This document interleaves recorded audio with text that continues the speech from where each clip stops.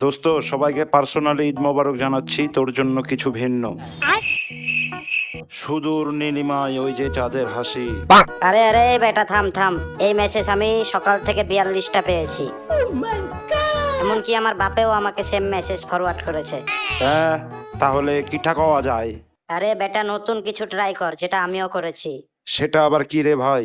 তুই ড্রাফট করে রাখ, আমি তোকে বলে দিচ্ছি। তো প্রিয় বন্ধু, সালামি পাঠানোর বিকাশ নাম্বার নিচে দেওয়া হলো 017 এই সেই ইত্যাদি হ্যান ত্যান।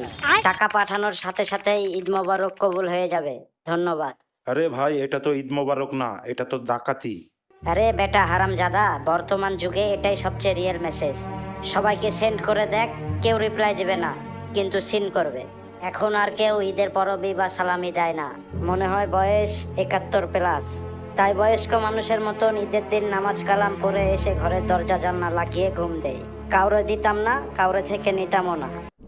নিকাল লাউড়ে সোয়াগোটো অ্যাংরি ব্রাদারের চ্যানেলে যদি ভালো লাগে ভিডিও দে লাইক কমেন্ট শেয়ার করে চ্যানেলটা সাবস্ক্রাইব কর আর বেল আইকনটা টিপে দে।